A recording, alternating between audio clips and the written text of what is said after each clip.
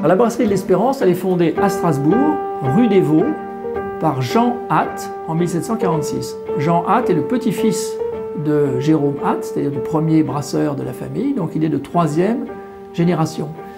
Et ce qui est intéressant, c'est qu'il est le premier à donner à sa brasserie le nom d'un concept, l'Espérance.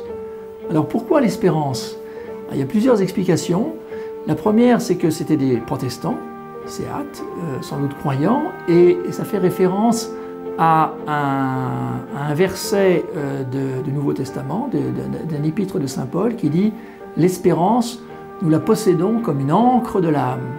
Mais il y a aussi une autre origine, c'est que la rue des Vaux est juste à côté de l'église Saint-Guillaume, qui était l'église des bateliers, et dont le clocher est surmonté par une ancre. Philippe Jacques Hatt est le premier brasseur à s'installer à Schiltigheim et à franchir le pas de la construction d'une usine. Eh bien, il se trouve que la brasserie de l'Espérance est une brasserie artisanale. Elle a été néanmoins la deuxième à Strasbourg à s'équiper d'une machine à vapeur qui servait simplement à pomper l'eau dans la nappe. Mais Philippe Jacques Hatt était déjà le brasseur le plus riche de Strasbourg. On a quelques difficultés à expliquer cette réussite, hein, puisque tous les brasseurs avaient des moyens à peu près équivalents. On a quand même quelques témoignages qui montrent que la bière de l'Espérance était particulièrement appréciée des Strasbourgeois, hein, et donc qui avait sans doute déjà une réussite commerciale qui lui avait permis un certain enrichissement. C'était des brasseries qui étaient jusque-là artisanales, et en s'installant dans la banlieue de Strasbourg, à Schiltigheim, on a de l'espace suffisamment pour construire des brasseries usines, de véritables usines de fabrication de bière, qui peuvent être ensuite raccordées par exemple au chemin de fer facilement. Et donc très vite, dès les années 1860, se développent les trains de bière qui permettent de vendre la bière sur le marché parisien. Et toutes les semaines, il y a un train de bière qui part à Paris et qui emporte des tonneaux de bière pour le marché parisien.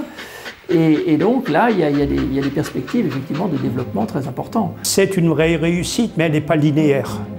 On va se rendre compte au début que la transmission d'une génération à l'autre ne va pas toujours être facile, parce que souvent les hommes meurent bien avant les femmes vont se retrouver veuves, certaines vont prendre en main la brasserie avant de la transmettre, mais il est arrivé à un moment dans l'histoire d'Espérance qu'une de ces veuves va vendre au domaine aux enchères.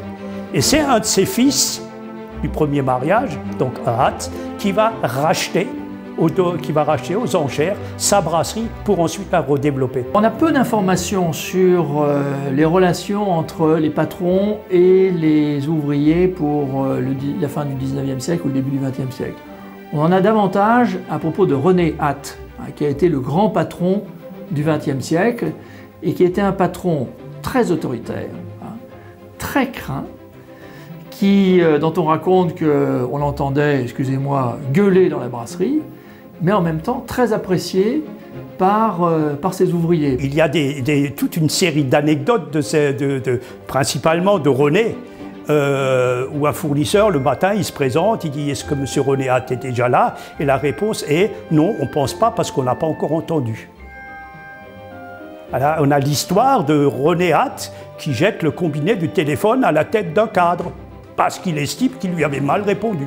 Contrairement à ce qu'on pourrait penser, les années 30 sont une période de crise, évidemment, hein, mais la brasserie reste tout à fait prospère et il y a une concurrence assez forte entre les brasseries strasbourgeoises et chacun essaye par émulation de se hisser au-dessus des autres. Et la construction de cette salle magnifique de brasserie était une opération de prestige. La différence entre une église et une cathédrale, c'est la beauté, le gigantisme, des vitraux dans une salle de brassage. On pense que ça n'a aucune importance, mais ça met le brasseur dans ce côté liturgique de la chose. Nous, brasseurs, nous sommes des artistes. la bière est un art. Voilà. Et la salle de brassage, la magnificence de la salle de brassage va contribuer à cette aura. Waouh!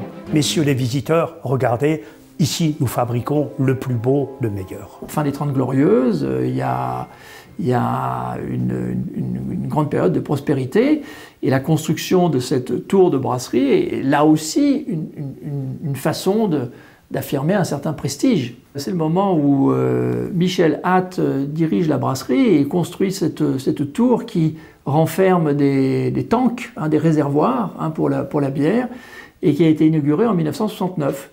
Et c'est 3 ans avant l'OPA d'Heineken, et c'est un moment donc, où la brasserie fonctionne à plein régime.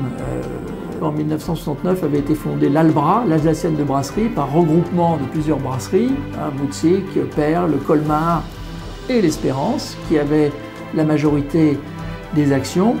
Et cet Albra était certes puissant, puisque c'était le 4e brasseur de France, mais a mal fonctionné. Et donc quand arrive l'OPA Heineken, c'est d'une certaine façon un soulagement pour les dirigeants de l'entreprise qui se disent finalement que c'est une façon de sortir par le haut de cette affaire et que l'avenir de la brasserie sera de cette façon assuré. Mais très vite, les dirigeants d'Heineken ont évincé les membres de la famille et donc évidemment ça a été très mal vécu par cette famille qui avait des racines historiques dans cet établissement. C'est certain que ça a dû être très dur.